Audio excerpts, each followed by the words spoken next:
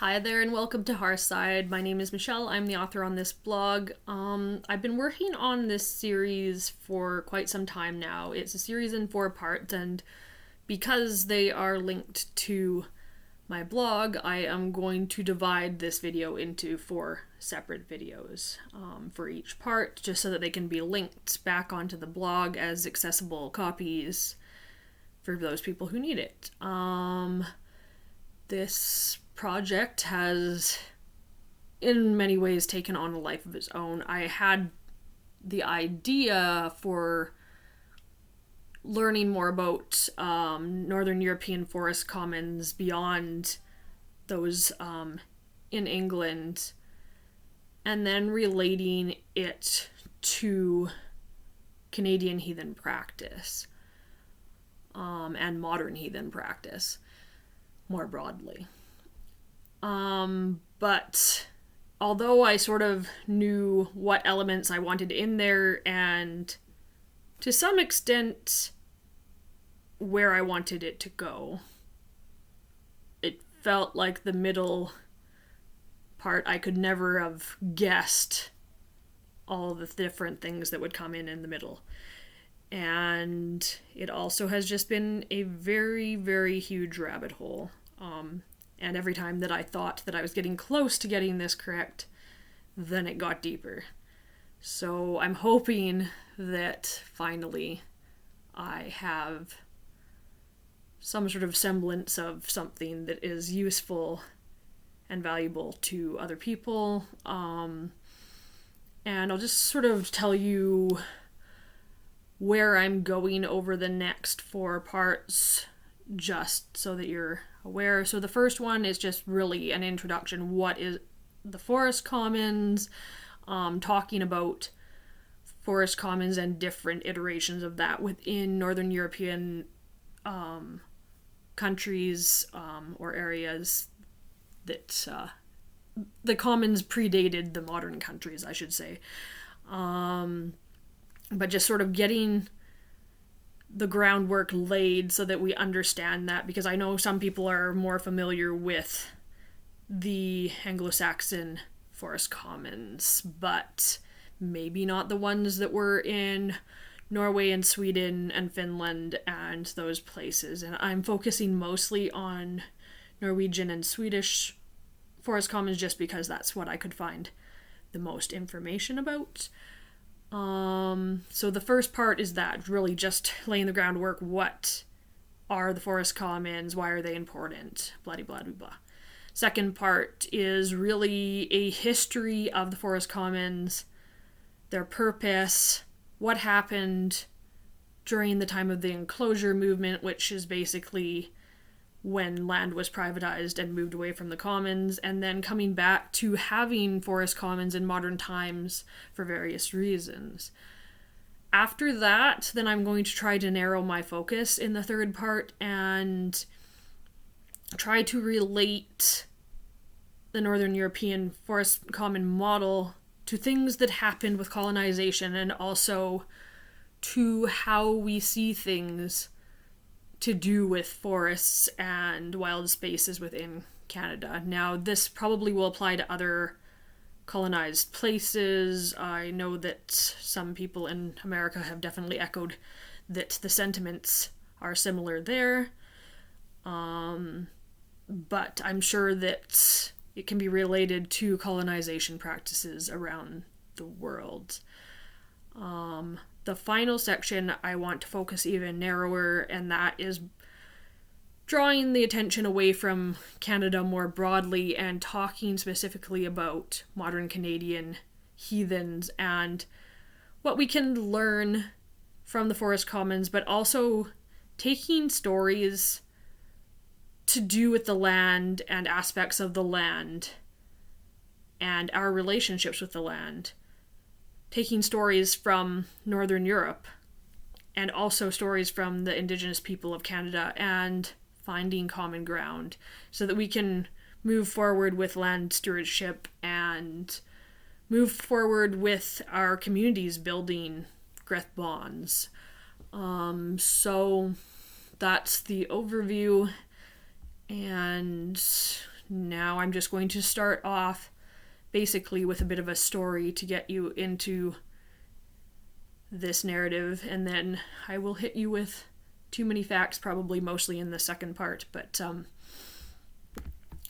this is the story. In the beginning, we came from the trees. Not the very beginning.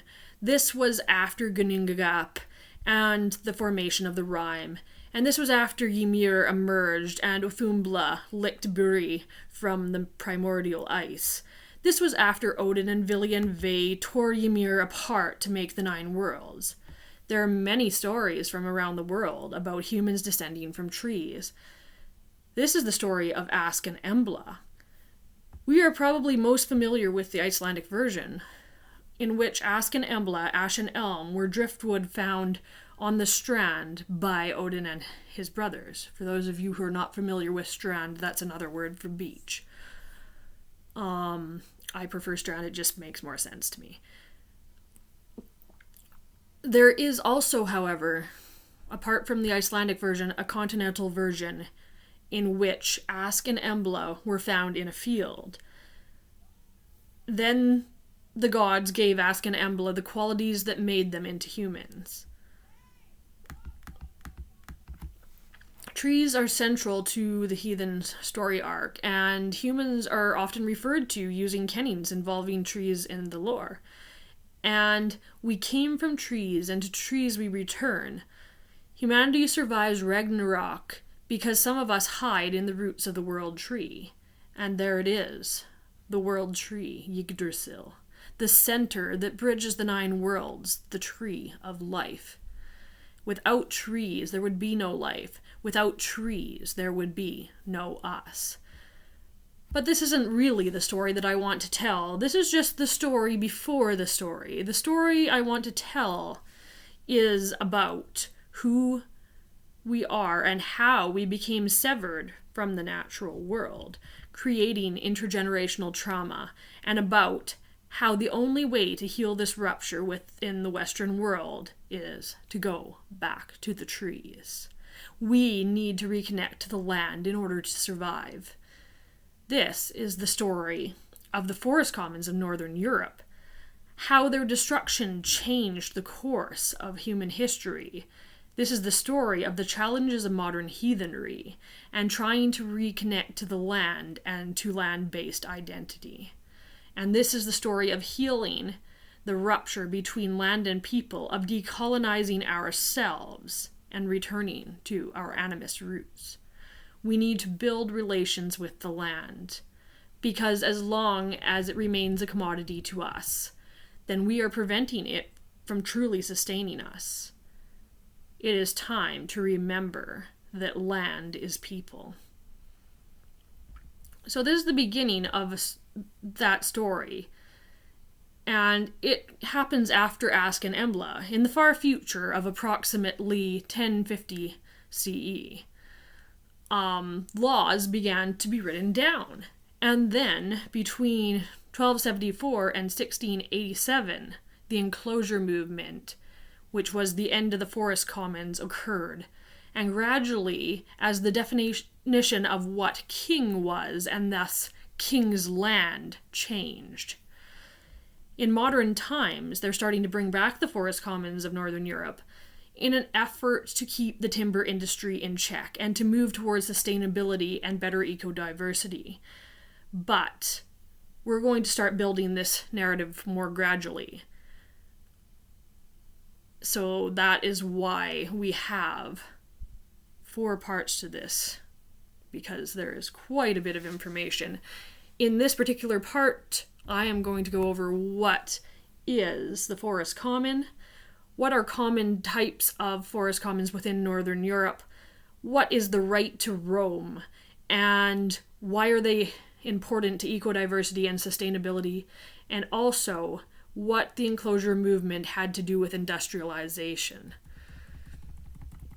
I'm going to start off with an old rhyme, and this is from Anglo-Saxon England. The law locks up the man or woman who steals the goose from off the common, but leaves the greater villain loose who steals the common from the goose. And this explains, in a large sense, what happened during the enclosure movement. As English speakers, we're probably most familiar with the erasure of the forest commons within Anglo-Saxon England. It is a big issue that gets a lot of coverage. We're probably less aware that the same thing happened across Northern Europe with the creation of the enclosure movement. Today, nearly 70% of Northern European forests are privately owned, compared to only 10% of forests in southeastern Europe. And this is despite all the modern efforts in places like Sweden to reintroduce the forest commons. What are forest commons? They are, in essence, land that was used communally for subsistence needs of the common people. And that means that they were using the land to feed themselves, to live on it, and for sustaining the animals that they needed to supply their needs. It was also used for timber, and the timber was used primarily for building their homes and possibly outbuildings for overwintering animals. Also for heating homes, as most would have been heated by fire. And the land, of course, had other resources, such as minerals and tar, that were needed for basic tasks in the home or community. What happened was, because the forest commons were a common land, they were not being used and commodified because quite often the people living on them were very isolated from each other. They lived so far apart that they weren't even, for a long time, encroaching on each other's space, and there was not much going on that was causing fights over resources. It did happen every once in a while, and these sorts of issues were usually resolved in the thing. But at this point, there wasn't really too much going on that was causing imbalance in the ecosystems, because they were not using so much of the resources that it would deplete to the point that the land would become uninhabitable. As communities grew, of course, this was definitely an issue, and the enclosure movement is the transfer of ownership of land to a select few people who would then use it for their own personal use and gain. It means that suddenly the land was seen as non-living and instead commodified. For the example, selling of timber to foreign markets. And this is not really something that we want to confuse. The enclosure movement is not the same as the way that heathens view enclosures within heathenry, the way that we do in modern times, and probably not even historically, because there were still always small enclosures for each family. So this is not about Innengard and Udengard as we think of them, but rather the enclosure meant, in the case of the enclosure movement, land that belonged to a king or a noble or whatever that they could use outside of the common good. Whereas an enclosure that's just your farmstead, that would just be the small piece of land around your dwelling that you're using for subsistence purposes, whether you have a small garden, a little bit of outbuildings for the animals you need to sustain yourself over the winter. That's not what we're talking about here at all. I'm not saying enclosures in that sense are bad, but the enclosure movement, which was not taking care of the well-being of the community, which included other humans as well as other than human beings in that area. So if we're thinking about enclosures in a positive way now, we are thinking about those smaller family enclosures. And those have existed throughout history. So, what is the right to roam? This is something in Northern Europe that we might not be as familiar with in Canada, maybe in America either. The right to roam is the idea that the forest common exists for public use. It can be used for hiking, camping, fishing and hunting and gathering of things, but for subsistence, and you're not taking more than you need. You're not just selling and commodifying it. You have the right to go on any land, but you are not taking more than you need. And then we need to think about what are the different types of forest commons. Now, I'm using the model from Norway just to give you an idea of several different kinds.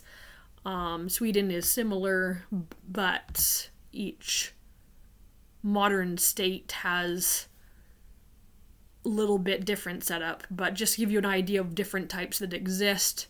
So there's the state-owned commons, so they're owned by the state. They can be used by the commoners under the right to roam. And there are regulations that prevent exploitation of the resources on the commons.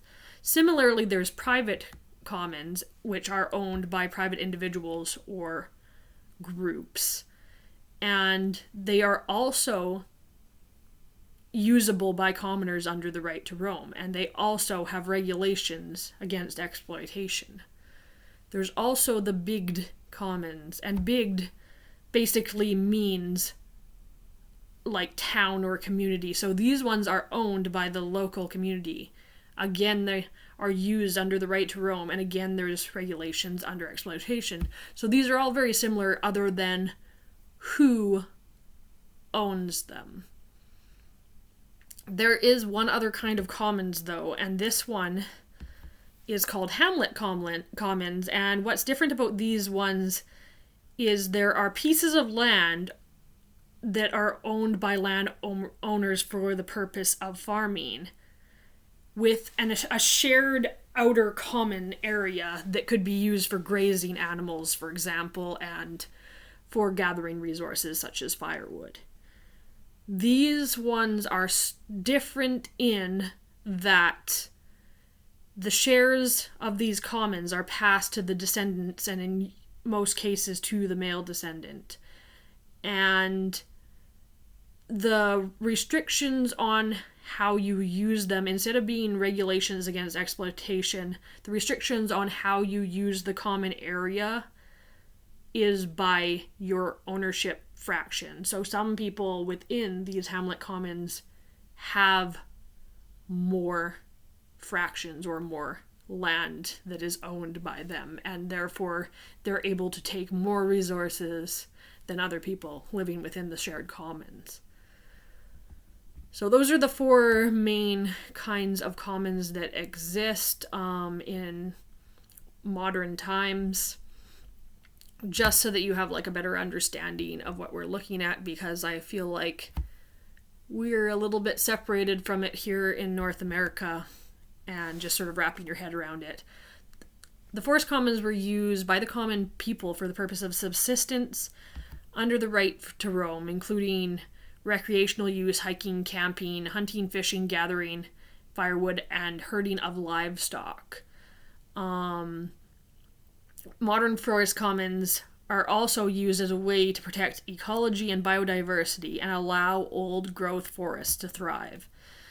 So we have to talk a little bit about equity and the forest commons. The use of forest commons in modern times is riddled with challenges in equity. For example, the hamlet commons of Norway are passed specifically to the male line, so that's an equity issue. And also there are historical clashes between different ethnic groups such as the Sami and Swedish farmers, which continue into the modern day claims to the forest commons. The Sami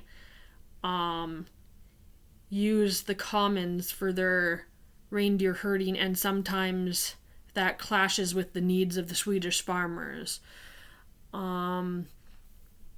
These commons have to do with industrialization insofar as industrialization occurred as a result of the enclosure movement.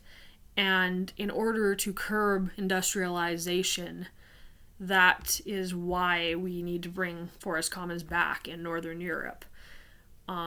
This keeps private owners from exploiting the resources for their personal gain, because, as I said, like the privately owned forest commons, the people still own that land, but there are regulations against the exploitation of the resources. So that's it for part 1 of this, and I will post this, including the references and stuff that I use for this section below, and soon I will go into part 2, so I will see you then.